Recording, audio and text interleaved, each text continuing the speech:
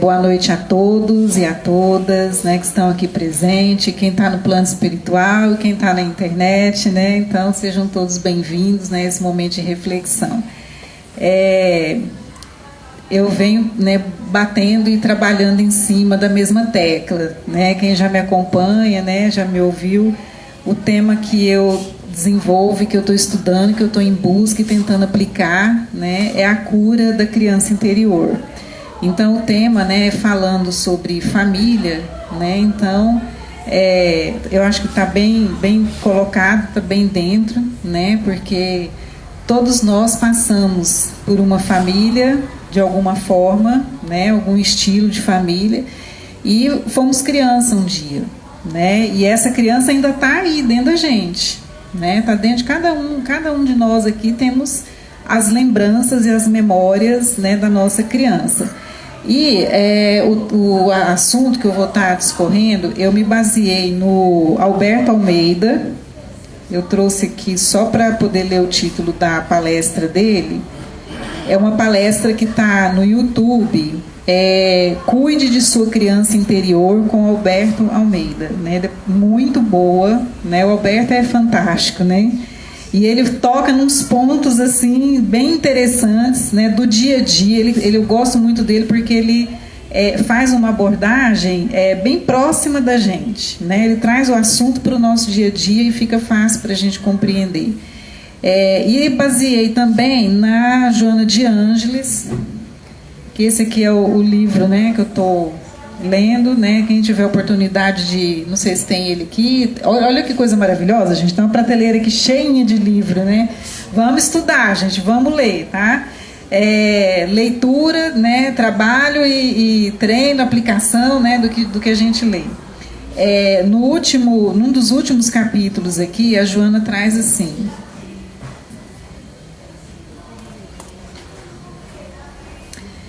o título do capítulo dela é assim, Triunfo sobre o Ego. E aí ela abre esse tema falando da infância psicológica, né? Então, o nosso ego, né, o nosso comportamento egóico, né, tem tudo a ver com a nossa infância psicológica, né? Nós somos imaturos emocionais. Nós passamos aí 20 e poucos anos, né, numa escola, da hora que a gente entra lá na educação infantil até sair lá na faculdade, dá, né, aproximadamente uns 20 anos. A gente aprende uma profissão, a gente se prepara para uma profissão, né? Então a gente acaba evoluindo, né, do ponto de vista técnico, de informações, de tecnologias, de aquisição de coisas materiais. Mas a nossa emoção, né, o nosso lado emocional, às vezes está parado lá quando a gente tinha 5 anos de idade. Então, às vezes a gente vai fazendo aniversário, né, porque a gente fala da idade cronológica, né, os anos vão passando e a gente vai adquirindo anos de vida. Mas e a nossa idade emocional, qual é? Né? Então, assim, às vezes a gente tem uma idade cronológica, mas temos uma idade mental diferente da idade cronológica. Então, às vezes a gente está aí com 90 anos, mas se comporta como uma criança, né? São essas reações que a gente tem, né? Que você, de repente, você olha para aquela situação, você passa por um momento, uma situação ali, você se comporta de uma maneira infantil. Aí depois que passa 1 ou 2 dias, você lembra daquilo, você fala, nossa, por que eu me comportei daquele jeito? Né? Você fica com vergonha de você mesmo, de você ter tomado aquela atitude. Isso aí, né, é a sua criança que tomou a frente. Né? A criança ainda está aí dentro de você. Né? É ela que tomou a decisão, certo? E às vezes nós estamos educando os nossos filhos, e quem está educando não é o nosso eu adulto. Quem está educando é a nossa criança. É criança cuidando de criança. Então, às vezes, como mãe, a gente se comporta de maneira infantil perante os nossos filhos, né? A gente se comporta de maneira infantil perante os clientes lá no nosso trabalho. A gente se comporta de maneira infantil perante o nosso chefe. A gente, na idade que a gente está, né, adulto e tudo, a gente se comporta ainda como uma criança perante os nossos pais, que às vezes estão idosos. Então, é isso que a gente tem que parar para prestar atenção, né? Essa infantilidade que a gente carrega, tá? É porque nós ainda não superamos a nossa infância. Nós ainda estamos parados lá quando a gente tinha 5 aninhos de idade. E aí, nessas buscas que eu tenho feito, né, tem a doutora Neuzinha, né, que ela também é uma terapeuta, eu encontrei ela na internet, e ela explicando, né, que existe o trauma com T maiúsculo e o trauma com T minúsculo. O trauma com T maiúsculo, né, é aquele trauma grande, é aquele trauma, todo mundo, né, fala, nossa, essa pessoa é traumatizada, né? Essa pessoa aí passou por um trauma. Então, é aquela dor emocional que a pessoa carrega, né? Aquela violência que ela passou, que seja uma violência, por exemplo, de acidente, que seja uma violência física, que seja uma situação assim, de muita violência doméstica, né? Então, esses são os traumas com T maiúsculo. Mas existem os traumas com T minúsculo, que é aquela situação que para você é corriqueira, é passageira, mas para mim, né, doeu em mim, né, não foi fácil passar por aquilo ali. Então são as dores emocionais que a gente vai acumulando. Aí você vai acumulando tanto trauminha, né, os trauminhas com T minúsculo, você vai acumulando tanto trauminha, né, que de repente aquilo se torna uma dor grande, porque vai juntando muita coisa, tá? Então é olhar para dentro de si, né? Eu gosto muito da capa desse livro aqui, né, porque ele faz justamente isso, né, essa viagem interior, tá? E aí, assim, né, tem 2 frases, né, que para mim são assim, o pontapé inicial para essa viagem interior. Quando a gente pega aquela máxima, né, aquela lei, né, amar a Deus sobre todas as coisas e ao próximo como a ti mesmo. Então ele está dando 3 metas, né? Nós temos 3 metas: amar a Deus, amar ao próximo e a ti mesmo. Quem é que está praticando essa ação? Eu é que tenho que executar as 3 ações, tá? Aí a mensagem que ela leu aqui é muito interessante, né? O amor é a chavinha que destrava as portas. Quando a gente cuida de tudo com amor, tudo flui mais fácil, né? Muito interessante a mensagem, né? Aí a máxima diz: amar a Deus sobre todas as coisas, ao próximo como a ti mesmo. 3 coisas que você tem que fazer. Quem que tem que fazer? Eu. Onde que starta essas 3 ações? Qual que é o início dela? Onde que eu começo? Onde é que está essa chavinha que vai destravar as portas? Eu. Então, eu costumo ler essa frase, né? Amar a Deus sobre todas as coisas, ao próximo como a ti mesmo, de trás para frente. Quem que eu tenho que amar primeiro? Eu. Eu sou a base disso. Eu sou a base desse amor, né? Então, é esse eu interior. E aí, quem é que tem o primeiro contato com o amor? Quando a gente chega no planeta Terra, a gente reencarna, que a gente nasce, quem é que vai lidar primeiramente com esse amor? A criança. Então, o que eu aprendi na infância sobre amor é o que eu carrego como referência para o resto da minha vida. A primeira relação de amor que eu tenho é com a minha mãe. Então, quando eu faço essa busca interior, quando eu olho para dentro dessa janelinha, né, que é o meu coração, essa janelinha que é o meu coração, a primeira fonte de amor, né, porque o amor, como diz a mensagem ali, né, ele tem que fluir, e essa fluição vem de dentro de mim. O amor não é algo que vem de fora, ele vem de dentro de mim, certo? E a primeira relação que eu tenho é com a minha mãe, na gestação, na amamentação, né, nos cuidados ali.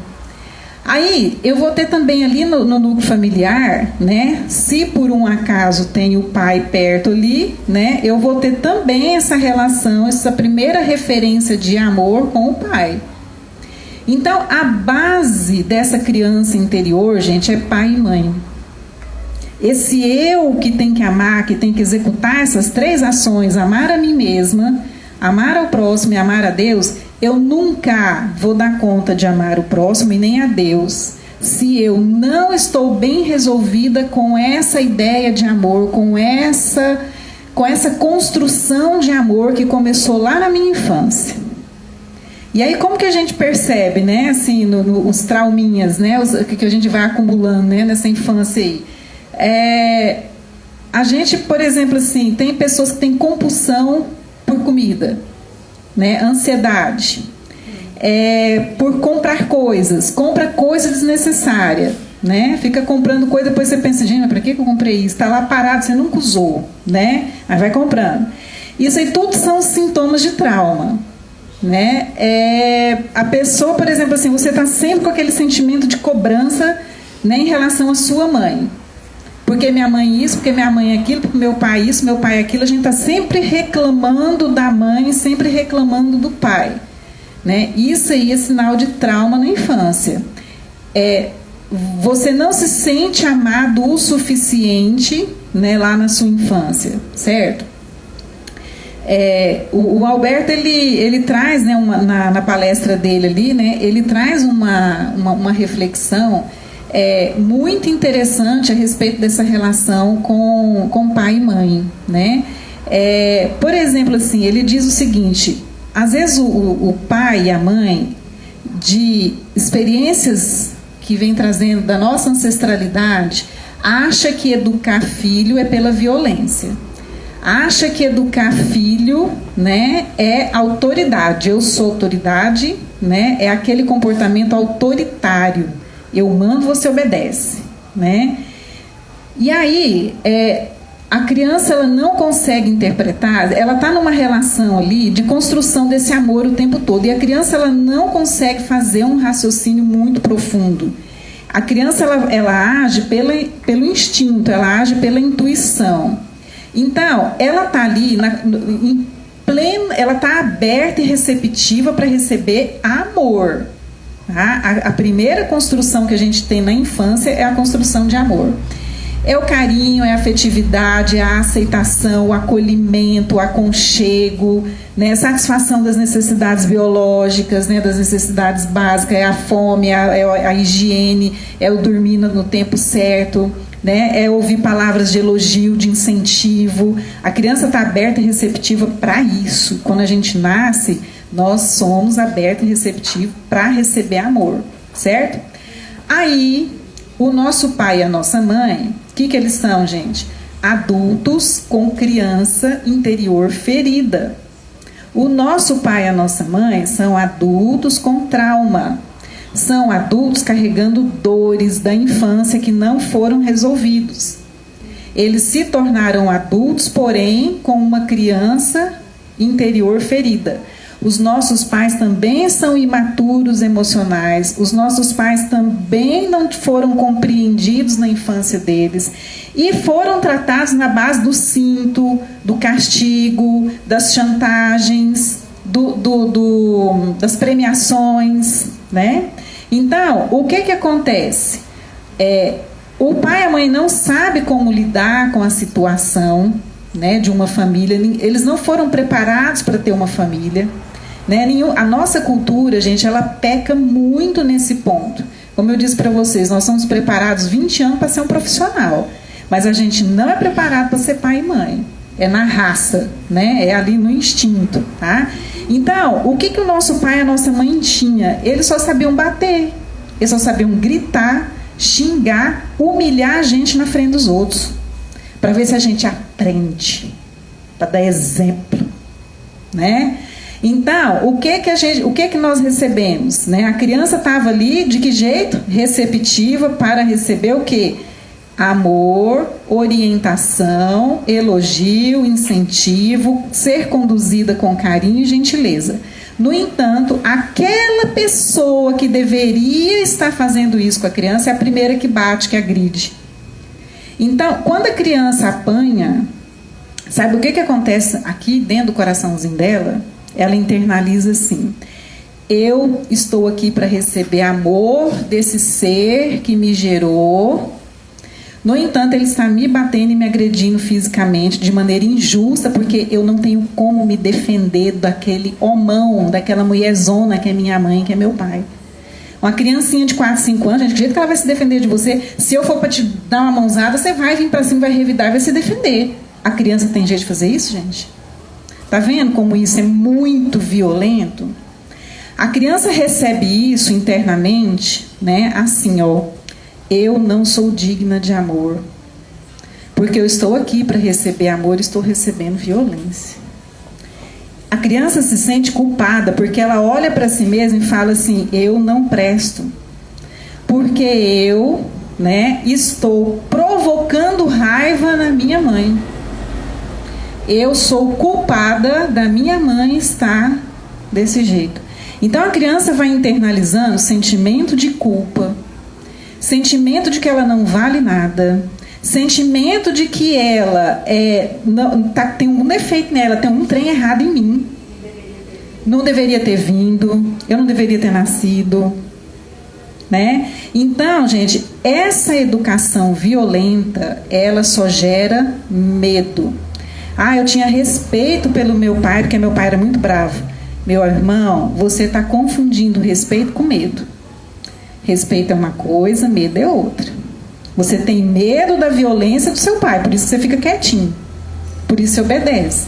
Não é que você está respeitando. Entendeu? Então, o Alberto ele faz essa reflexão, né, do que acontece do ponto de vista emocional com a criança que os pais batem, né? Que apanha, que dá surra, que grita, né? E tem uns pais, gente, que ainda fazem uns comentários maldosos, né, com a criança, do tipo assim: você é preguiçoso, né? Isso é o mais básico, né, que eu estou falando. Né? Que tem umas mães que falam as coisas, né? E quando a mãe resolve falar mal de você, né, para uma visita que chega na sua casa. Com você perto. E com você perto. Né? Para ver se através da humilhação você toma tipo, né? Você entra no trilho. E isso é violência moral. Isso é violência moral, certo?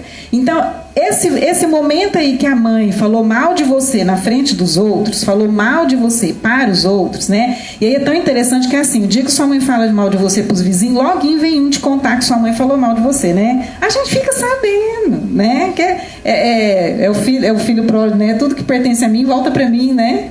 Então eu vou ficar sabendo, falou mal de mim. Gente, lá no serviço, né? Se um colega lá fala mal de você, alguém vai vir te contar, né? Que falaram de você. Então a gente fica sabendo, tá? Então a criança vai internalizando, né? Como se ela fosse culpada, tá? Como se ela fosse o problema, certo? E isso não educa, isso dá mais raiva. Aí vem aquela outra história assim, né? Honrar pai e mãe.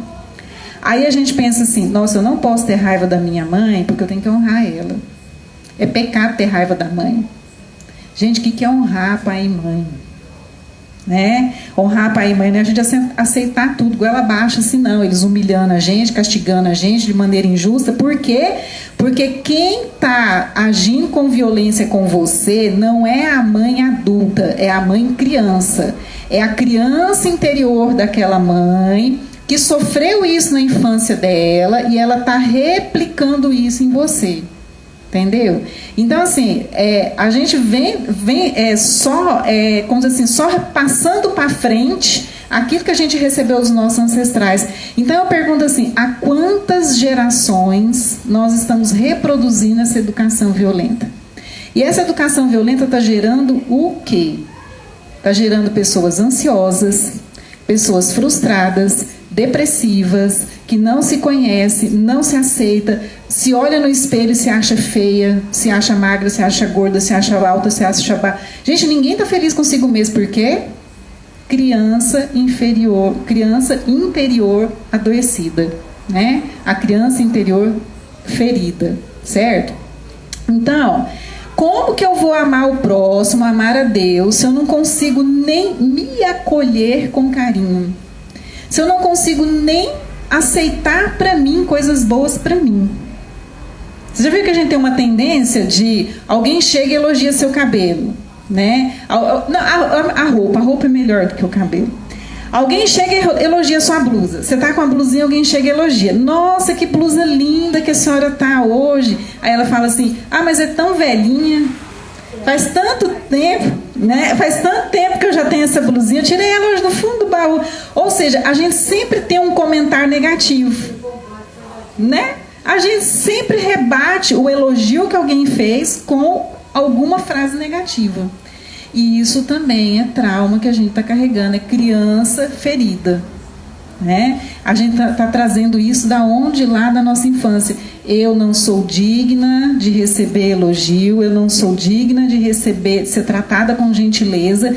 Por quê? Porque a minha mãe me bateu, a minha mãe... Então, esses recalques, né? A gente vai, essa educação violenta, ela vai criando, né, seres recalcados para dentro, né? A gente, outra coisa que o Alberto fala, né? Ele fala assim que o adulto, né, quando tem a criança bem resolvida, ele é aquele adulto que sorri mais, que é alegre, que é comunicativo, que acolhe os outros, que envolve os outros, né, em coisas boas, está sempre com propostas boas e tudo. E aí ele fala assim, né, que quanto mais... Eu sou muito séria, né, eu quase não sorrio. Né? Então, assim, a hora que ele falou isso, eu falei, é pra mim, né? Ele falou assim, o adulto que é muito sério, carrancudo, tá sempre quieto no canto dele, sempre fechado no canto dele, é sinal de criança traumatizada, né? E aí, gente, nós precisamos, né, cuidar disso, tá? Nós precisamos olhar para isso, né? Esses dias, conversando com uma colega, né, ela falou assim, Dilane, numa discussão... Você quer saber se você tem o ego muito acima, né? Você está precisando controlar seu ego? Presta atenção na discussão. A pessoa está ali te dizendo uma coisa e você está aqui já preparando a outra para rebater, como se você estivesse numa mesa de ping-pong, né? A pessoa está falando uma coisa, você não está nem prestando muita atenção no que ela está dizendo. Você já está preparando a próxima raquetada. O que você vai dizer de volta para ela e rebater?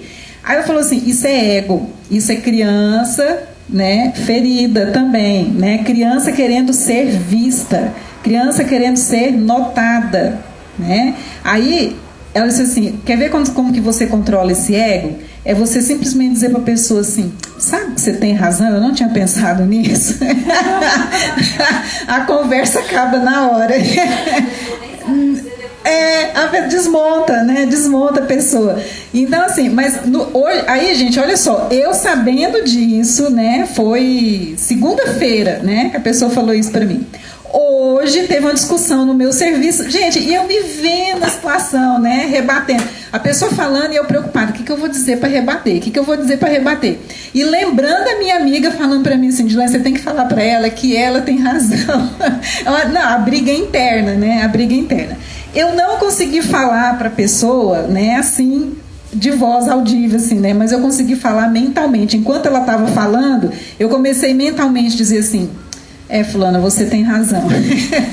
Eu olhando a cara dela, ela, papapá, você tem razão. Você, mentalmente, né, você tem razão. Aí, o que aconteceu? Foi acabando o assunto, porque aí eu não rebati mais, né? Aí ela levantou, deu tchau, foi embora e acabou a discussão. Né? Então, gente, isso é controle do ego, né? É controlar esse ego. Bom, nessas buscas todas, né, que eu tenho feito, e tem umas passagens bem interessantes aqui da Joana de Anjos, né, no capítulo que eu estava falando para vocês, de como que a gente começa, né, a controlar essa criança, tá? Ela coloca assim, olha, toda vez que esse adulto enfrenta desafios, né, nós na fase adulta, toda vez que aparece um desafio, a gente tenta fugir deles, de alguma forma, né, as válvulas de escape, procura mecanismos escapistas para esconder os temores, enfrentando ou considerando-se incapaz ou deprimindo-se. E tem pessoas, gente, que... para tentar suprir esse vazio dessa carência afetiva, essa carência emocional, ela vai se enchendo de coisas nela mesma, entendeu? Tipo assim, uma vez uma amiga minha disse assim para mim, ela comprava bijuterias, e aquelas bijuterias cada vez maiores, e tinha dia, gente, que ela parecia uma árvore de Natal, assim, né? Toda enfeitada, né? E aquelas cores bem chamativas, bem berrante, né? Aí um dia eu falei pra ela, fulana, você já tem tanta coisa, né? E ela devendo, e falando, mas eu já tô devendo, já tô parcelando. Fulana, você já tem tanta bijuteria, você já tem tanta, né, joia, pra que você tá comprando mais, né? E aqueles braceletes grandão, aquela coisa. Ela virou pra mim e falou assim, o dia que você me vê mais enfeitada, é o dia que eu tô mais triste. Ela falou de jeito pra mim, o dia que você me vê mais enfeitada, é o dia que eu tô mais triste. Aí ela falou assim, comprar essas coisas coloridas, que faz barulho, que mexe, que não sei o quê, me distrai. Ela falou, me distrai da minha dor. Então, são as válvulas de escape, né? Ela se escapava, ela se refugiava nas bijuterias, né? Todo excesso esconde. Está aqui, eu acho que está aqui eu acho que tem um momento aqui que a Joana fala isso também. Todo excesso esconde uma falta, né? Então, tudo que a gente está fazendo em demasia, né, em excesso, é alguma falta, né, que nós temos lá. E a Joana de Anjos, ela vem colocando, né, a importância da gente fazer o resgate dessa criança interior. Esse resgate, gente, a gente pode tentar fazer sozinho, como eu estou tentando, né, buscando os livros que estão tratando desse assunto.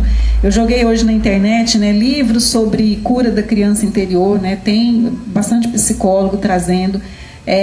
No site, né, no Instagram do Alberto Almeida tem também, né, ele tratando desse assunto, tá? Então, é possível a gente curar essa criança interior sozinha? É possível, mas requer muito esforço e disciplina da nossa parte. Na grande maioria, a gente precisa de ajuda, tá? De ajuda profissional mesmo, tá? Para poder, né, fazer esse resgate. A Jana vem colocando, olha, identificada na infância que não foi vivida com felicidade nem amor, a causa da sua insegurança ou resíduos daquele período persistem amargurando por toda a existência, caso a pessoa não se resolva pela decisão de reencontrar-se e amar-se, enfrentando a sua criança interior e fazendo-a crescer, realizar-se. Então, o que a Joana está dizendo para nós?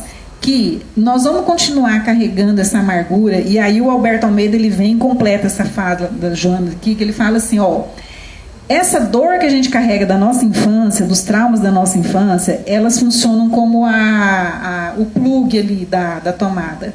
Nós somos, né, aonde está a ferida.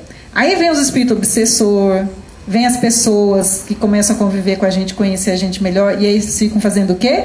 Pondo o dedo na ferida o tempo todo. Então ele fala assim, que o espírito obsessor, né, as situações, né, e aí, gente, é assim, como são situações que estão mal resolvidas dentro da gente, aquilo fica repetindo na vida. Fica repetindo. Você está sempre envolvido naquela mesma situação, tá?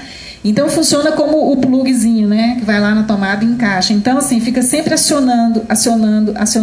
Aí você está sempre naquele lugar de depressão, sempre naquele lugar de se sentir culpada, sempre naquele lugar de se sentir inferior, sempre naquele lugar de vítima.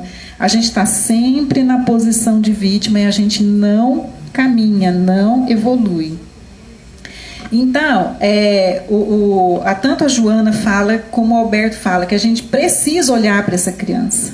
A gente precisa admitir, eu tenho uma criança que precisa ser tratada. E a gente começar a conversar com essa criança, né? Você começa a fazer uma conversa interna, né? Então tem algumas técnicas, tá? Então põe a mão aqui no seu coração, né? Fecha o olho, respira 3 vezes, né?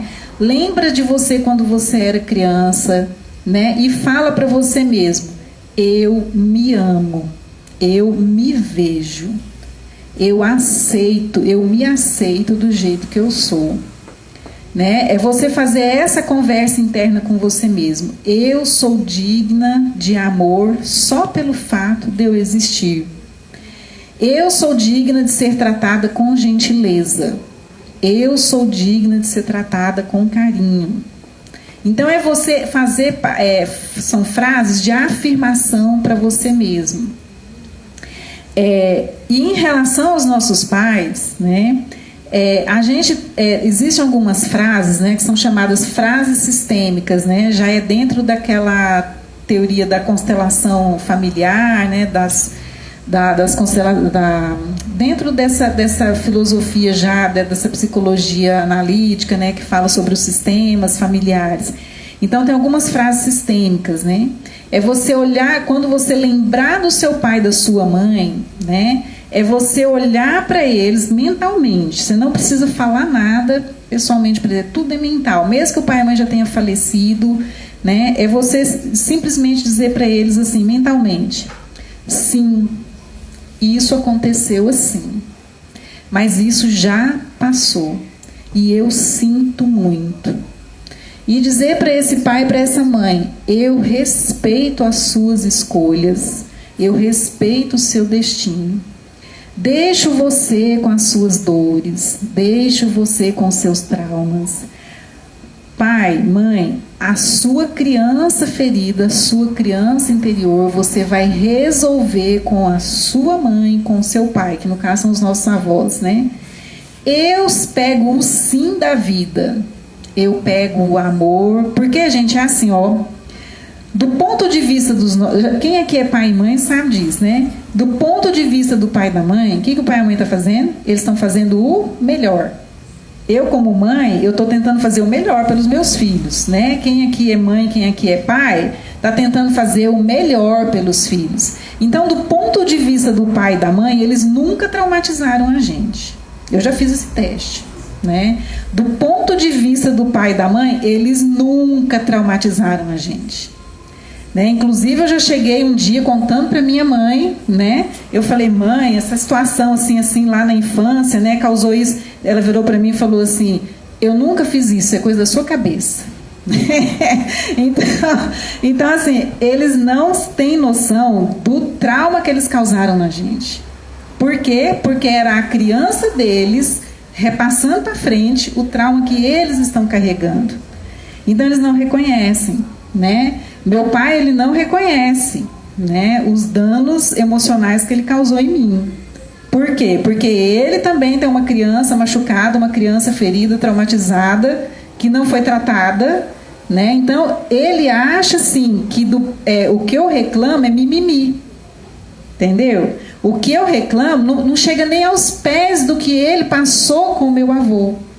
Entendeu? Então, ele conta assim que o meu avô fez muito pior.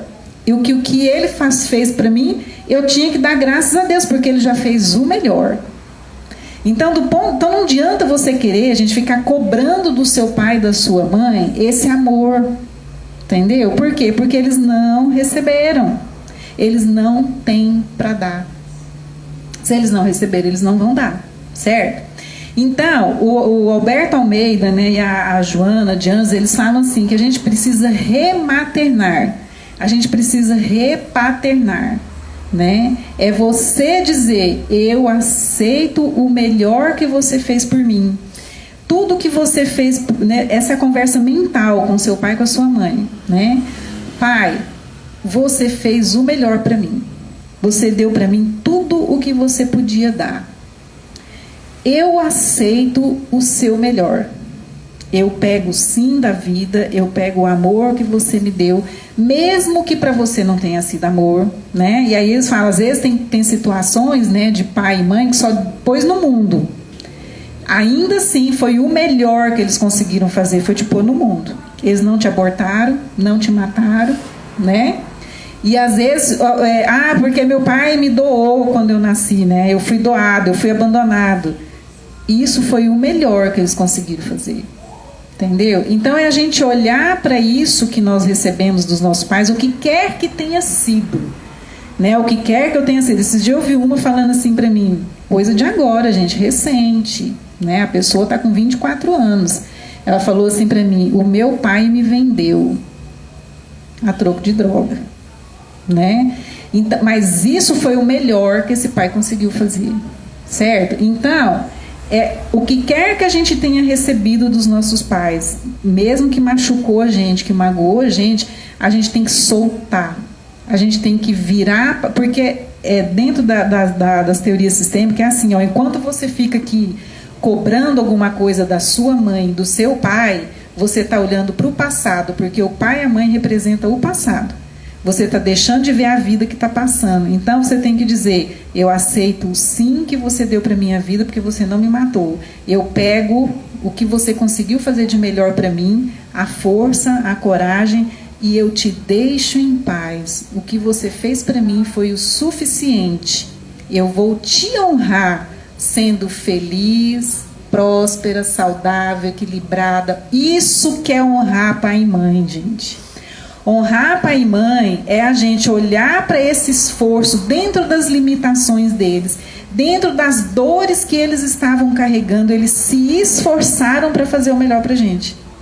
Então, honrar pai e mãe é a gente olhar para esse melhor que eles tentaram fazer por nós, né? O sacrifício que eles fizeram para sustentar a gente, olhar para isso e dizer assim, eu vou pegar isso que você conseguiu me dar e eu vou virar de frente para a vida, vou seguir o meu caminho em frente e eu vou te honrar, sendo feliz, próspera, saudável, alegre, abundante. Aí você vai falando todas as coisas boas que você quer para a sua vida, certo?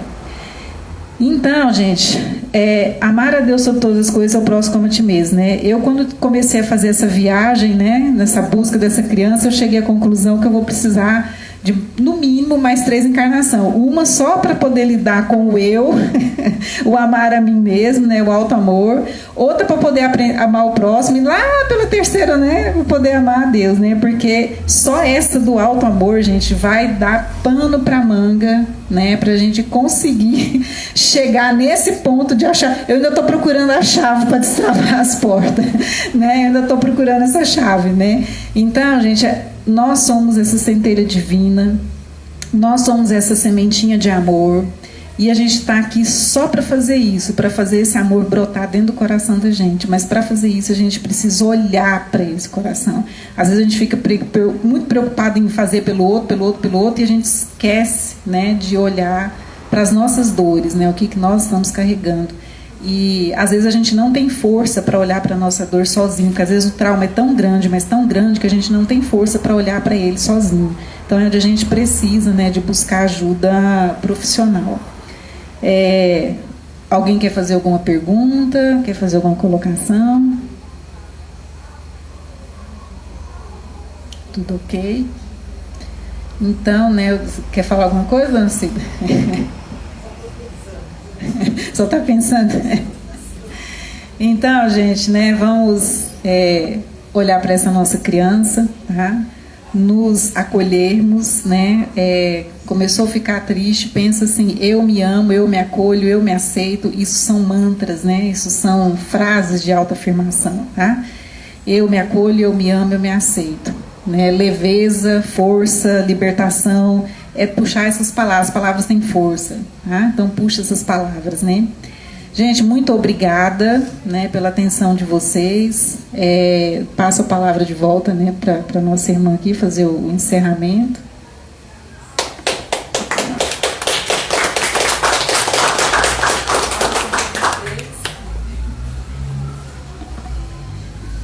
Nós agradecemos a Etilaine, né, por essa palestra maravilhosa. Sempre são, né, Etilaine? Eu sou suspeita de falar, porque cada palestra que a Etilaine faz aqui, eu saio daqui assim, super preocupada. Meu Deus, será que eu fiz isso? Será que eu fiz aquilo? Eu sou uma boa mãe. Então, tudo isso vem na minha cabeça, né? Mas a gente vai levando, né, Etilaine? A gente vai aprendendo. Por exemplo, agora eu estava ali pensando, né? Ela estava ensinando que como que a gente vai trabalhar com os nossos pais, né? E teria uma forma da gente trabalhar como mãe? A mãe que você Não. foi? A mãe que eu fui, eu trabalhar com meus filhos ainda? Ah. Seria tão bom, né? A gente refazer isso. Eu posso nossa palavra. Essa pergunta dela é muito boa, né? Porque assim, eu já me fiz essa pergunta também, porque eu também tenho filho, né? Então é assim, não tem jeito, tá? Toda mãe, todo pai vai traumatizar o filho, certo? Não tem jeito. Então, quando eu descobri isso, né, eu já falei para minha filha, eu falei para ela, olha, você está traumatizada porque eu te traumatizei. Porque assim, a minha criança ferida, né, já traumatizou os meus filhos, entendeu? Já foi, agora o leite já derramou, né, já foi. Então, eu sinto muito, né? Eu sinto muito, eu digo para mim, como mãe, né? Foi assim, eu fiz isso, né? Eu admito para mim, eu não pode esconder. Então, eu dizer para mim, eu sinto muito, eu fiz isso, né? E aí, mentalmente pedir perdão, né, para os filhos, né, e dizer para eles, pegue apenas o sim da vida, pegue a força, o amor e siga seu caminho em paz, entendeu? Liberte-se. Então, você fazer o comando mental agora. Quando a gente descobre, né, o que a gente fez. Aí minha filha, ela mora fora, esses dias ela teve aí. Aí eu fiz a dinâmica com ela, né? Eu peguei e falei para ela, eu falei assim, senta, eu sentei, né, aqui, falei para ela assim, ela estava em pé na minha frente, aí eu falei para ela, eu falei, filha, eu já te traumatizei, né? Então, eu quero que você agora pegue apenas o sim que eu dei para sua vida, e falei para ela, repete comigo, e ela, mãe, eu pego o sim que você me deu. Aí eu falei para ela, agora fala assim, eu vou te honrar, mamãe, sendo feliz, próspera e abundante. Aí eu falei, minha filha, agora vira de costa, vai, vira aí. Falei, vira de costa. Aí fala assim, mamãe, eu vou seguir meu caminho em frente, vou ser feliz te honrando. Entendeu? Eu fiz isso com ela, vou ser feliz, seguir meu caminho em frente, vou te honrar, sendo feliz, próspera, né? Então, eu fiz o exercício com ela. Por quê? Porque eu tomei consciência agora, gente. Depois que ela já tem 20 e tantos anos, né? Então, já foi. Esse trauma, ele acontece de maneira inconsciente. A gente não tem consciência do que a gente está fazendo. Não tem consciência. E são conhecimentos que estão chegando agora. Eu li de um desses terapeutas, ele dizendo assim, que a criança, por exemplo, assim, o bebê muito cedo ele percebe que a sobrevivência dele está ligada à mãe. Ele percebe isso, ele percebe que se a mãe faltar, ele morre. Então, imagina a seguinte situação, sabe aquele momento que a mãe precisa ir ao banheiro e só está ela em casa? E aí, nesse momento que ela está no banheiro, o neném acorda, ele é bebezinho, ele acorda lá no berço, aí ele começa a chorar. O choro é a comunicação com a mãe. Aí a mãe está numa situação lá no banheiro que não tem como ela sair correndo e ir lá atender. Aí ela leva 5 minutos para se ajeitar lá no banheiro e atender o neném.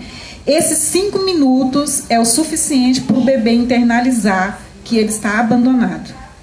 5 minutos, já é o suficiente para ele internalizar que ele está abandonado. E aí já gera um trauma com T minúsculo de abandono. Ele já internalizou, minha mãe não está aqui para me atender, eu vou morrer. Entendeu? Então, não tem jeito, a gente traumatiza. É muito delicado. Entendeu? É muito delicado. Então, são situações que fogem do nosso controle. Tá? Por mais que a gente se esforce, então, assim, por mais que a gente se esforce para fazer o melhor pelos nossos filhos, gente, vai ficar muito trauma por aí. Isso ocorre muito, porque a mãe tem que trabalhar desde cedo, ela passa o período de como é que fala? A licença maternidade, ela tem que deixar o filho com um estranho para ele cuidar e fazer tudo que a mãe, e ele sai. Gerou um trauma aí de amor interrompido com a mãe. O primeiro dia de aula na escola também é traumático, também gera trauma. Tá vendo, gente, o tanto de trauminha que a gente vai acumulando ao longo da vida? Amor interrompido. Gente, o meu primeiro dia de aula foi um terror, eu lembro dele até hoje, foi traumático. Né? Eu lembro que minha mãe me deixou na porta da escola e eu fiquei achando que minha mãe ia estar por ali. Quando deu recreio, que saiu aquela menineira correndo para lá e para cá, né? E cadê minha mãe? Eu não achava minha mãe naquele monte de gente estranha que eu nunca tinha visto na vida. Eu lembro que eu sentei no murinho, assim, perto da pilastra, eu encolhi a minha cabeça no joelho, abaixei e fiquei quietinha, querendo ser invisível.